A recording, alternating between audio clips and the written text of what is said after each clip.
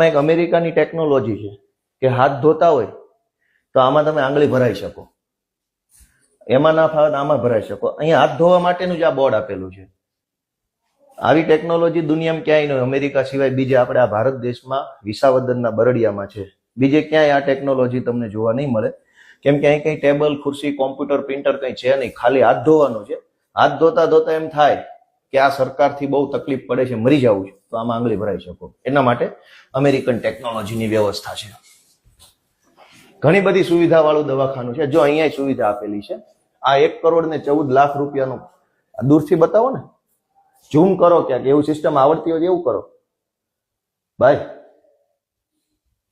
આ ભોબા ટેકનોલોજી છે, જે 1 કરોડ 14 લાખ રૂપિયાનું દવાખાનું બને પછી એની અંદર લગાડવામાં આવે છે. પછી આ છે હેન્ડીકેપ ટોયલેટ, વિકલાંગ વ્યક્તિઓનું ટોયલેટ છે. હવે વિકલાંગ વ્યક્તિને આ વોશ બેસિન છે. ધારો કે વિકલાંગ વ્યક્તિ મજબૂત આવી ગયો, મારા જેટલો 100 કિલો, અને ઊભું થવાની કોશિશ કરી કે મારાથી ઊભું થવું છે, તો આ ઊભા થઈ ગયા. આ થઈ ગયું ઊભું. હું તો 60 કિલોનો નથી, 80 કિલો. આ વિકલાંગ વ્યક્તિનું સપોર્ટ લેવાની સિસ્ટમ છે. મેં સપોર્ટ લીધો. વિકલાંગને ઘણીવાર પગ ના હોય, એનું શરીર હેવી હોય. હવે આને અડવું નથી, આ તો બહુ મજબૂત હશે એવું માની લઈએ છે. આ છે ઓસ્ટ્રેલિયન ટેકનોલોજીનું.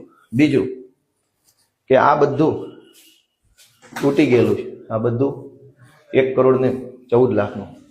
દુનિયાની 9મી અજાયબી છે. હવે અહીંયા પુરુષ માટેનું ટોયલેટ છે, મેલ ટોયલેટ. એનો દરવાજો જોવો જોઈએ. દરવાજો કેવો દેખાય? અહીં લાવો ને, અહીં લાવો. દરવાજાની સાઈઝ જોવો, 1.5 ફૂટનો દરવાજો. મારા કોણીથી એટલા હાથનો દરવાજો. પણ એકચ્યુઅલ દરવાજો કેવડો છે? આ તો મોટો છે. તો આ ઓસ્ટ્રેલિયાની ટેકનોલોજી છે કે આવી રીતે કોઈ ટોયલેટમાં આસાનીથી જાય નહીં, ટોયલેટ ગંદુ ન કરે, એટલે દરવાજો સાંકડો રાખ્યો છે. જાડો માણસ જઈ ન શકે, કેમ કે જાડો માણસ અંદર જાય તો ગંદકી કરે, એટલે એવું ના થાય. એટલે સરકારે ટેકનોલોજી વાપરી છે આ 4 ફૂટનો. અને હવે જો અહીંયા અમારી કોણી સુધી આવે છે. અહીં નીચે બેસીએ તો કોણી સુધી નથી આવતું, સાંકડું થઈ જાય. એટલે કે આમ વી શેપનો દરવાજો બનાવ્યો છે. 1.5 ફૂટ, અહીંથી 1.25 ફૂટ, અને નીચે જતા 1.5 ફૂટનો વી શેપનો દરવાજો છે. આ ટેકનોલોજી વિદેશમાં જોવા મળે છે.